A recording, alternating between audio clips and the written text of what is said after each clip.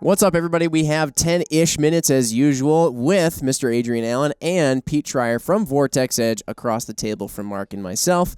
And today we want to talk a bit about carbines and the optics that go on top of them, but more specifically, how high the optics that go on top of them are being mounted. What we're seeing as of late, I would say especially, is that they're being mounted up very high at unprecedented levels. It's getting I don't know, maybe out of hand. Who knows what? No, but you guys are going to tell us, because I know you guys have, for example, on the carbines in the table in front of us, there's a couple of UH1 holographic sights mounted. So this actually goes in both red dots, holographics, and even low power variables. We're seeing people mounting optics up higher.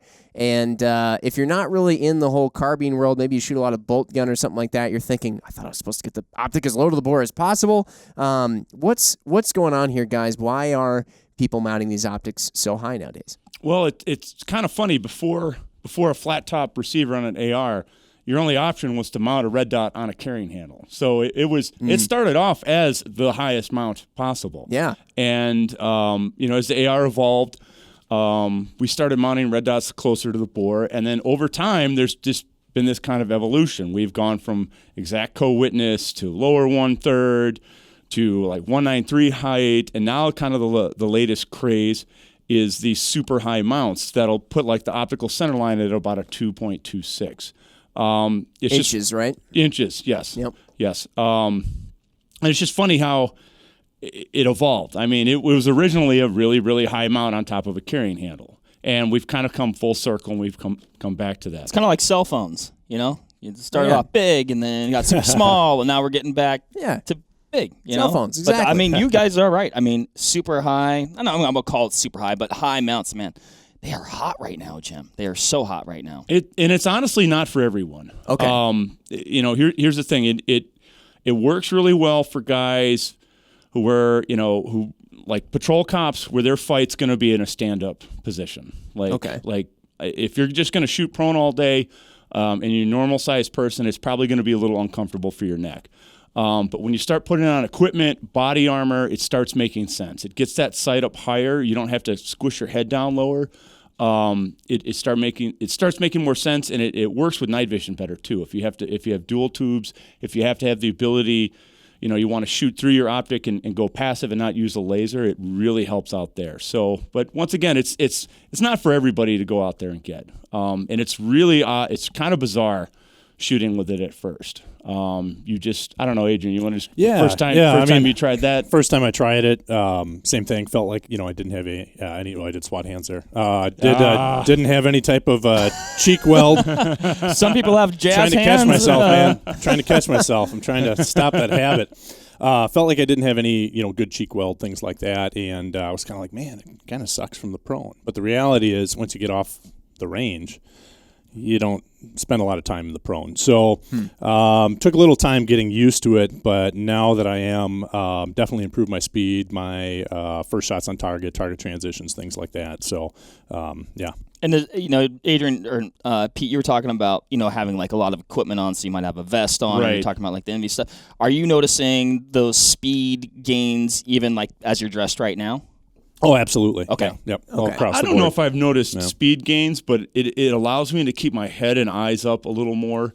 When we really noticed this, it's funny. I got a 193 mount. We really noticed this when I first started to work here a couple years ago. These were starting to come out, and Adrian came from like a precision background world, and he. I was telling him about a 193 mount, and it's not going to work. It's going to hurt my neck. Oh, for a 1-6 here, like this razor. Yeah, this 1-6. And eventually, he started playing around with it, started liking it, and we shot it, and everybody on the range shot 193 for a while. And then we got the first 1-10s, and we didn't have any 34 millimeter mounts, and the only thing we had was standard height. And like, we didn't realize how much we really missed those 193 mounts until we were forced to shoot something else. Like, to a man, we were just like, oh, this is painful. Like, it felt different moving your head down behind that optic instead of bringing that up to your head. So I think like a traditional height, if you put it in the inches, I think is somewhere around the inches.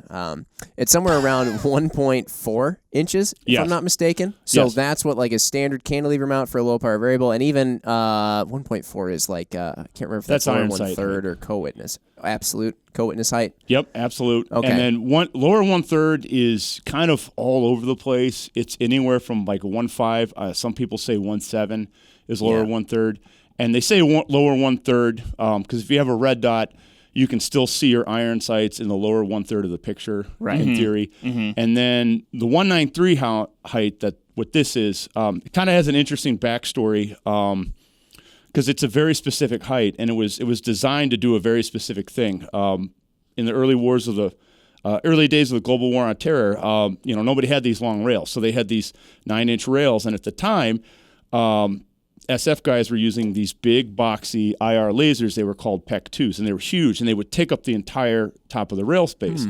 And they were starting to get into the early stages of variable power optics, the Schmidt and Bender short dots.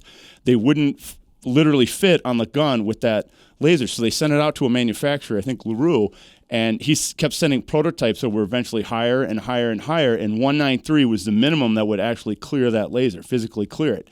And then over the years, guys are like, they did it for a specific reason, and they're like, wow, this is actually pretty cool. Like, they actually enjoyed having the optic up higher. So it kind of evolved that specific height, and to this day, it's kind of the standard for a high mount and low power variable optics. So I don't think most people know that backstory. For me, when I've shot behind it, I remember it was in a way like getting used to going from a 1911 or a Smith & Wesson M&P then to a Glock all of a sudden, where it's a learning curve because when you do that transition, your hands are always in the wrong spot and you're always going, nope, you got to just make that extra little cant to your wrist or something. It's a little bit like that where you bring the gun up and you're like, oops, and then you got to you almost end up relaxing your shoulders a little bit, like you said, Pete, and Adrian, I'm sure you know, in terms of maybe like your speed or just comfort when shooting, which is important, you just are more natural.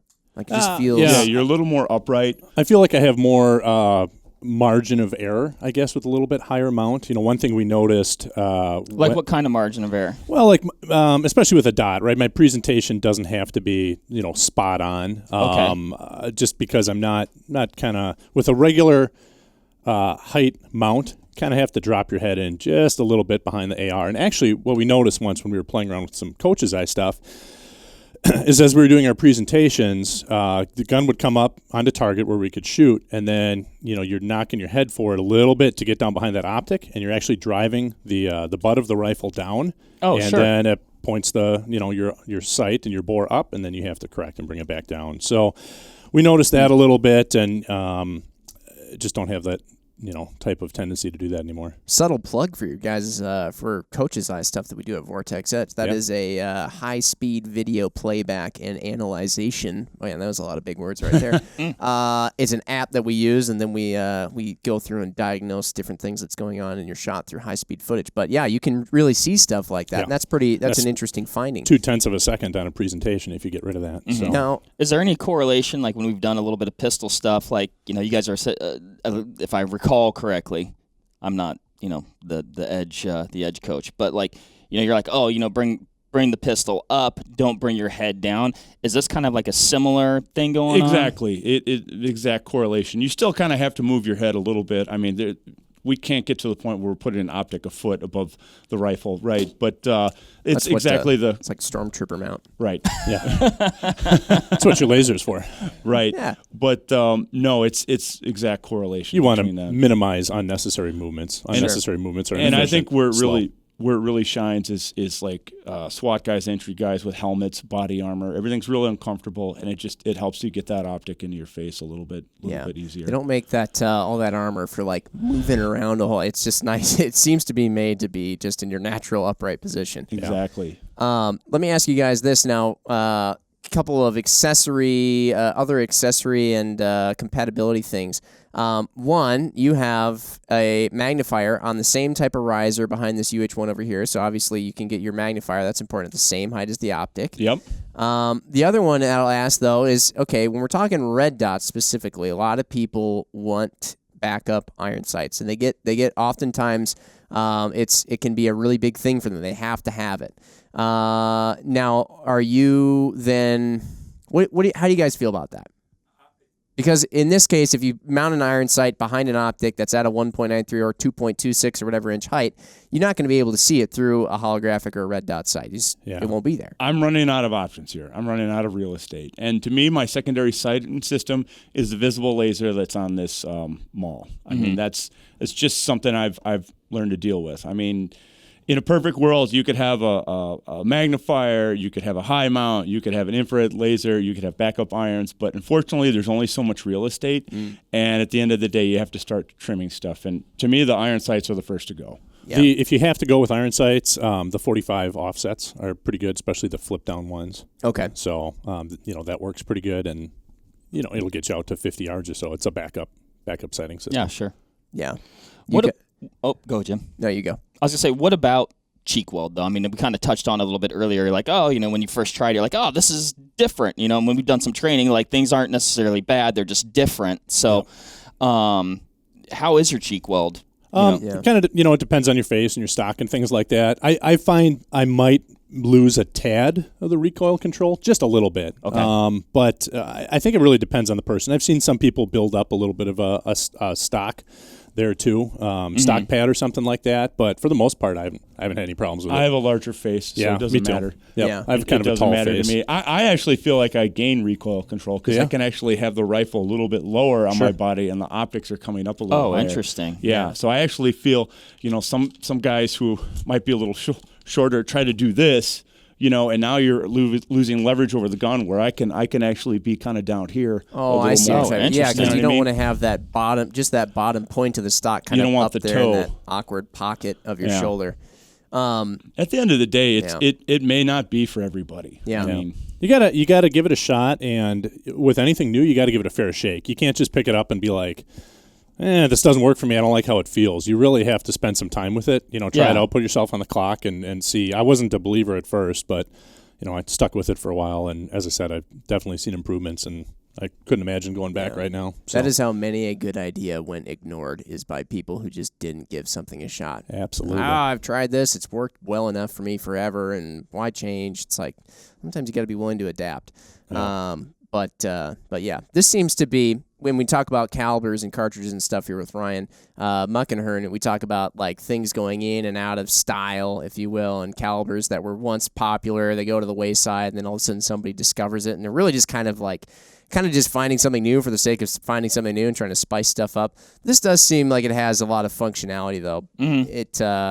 I don't feel like this is one where people will be like, oh, everybody needs to strip off the high mounts now because it's cool. Then there will be maybe some of that. But this actually has some functionality, and I'm glad you guys were able to explain it for us. Yeah. Cool. Awesome. Thanks, guys. Well, if anybody out there has any questions or thoughts or whatever it is about high mounts for optics on carbines like this, definitely hit us up.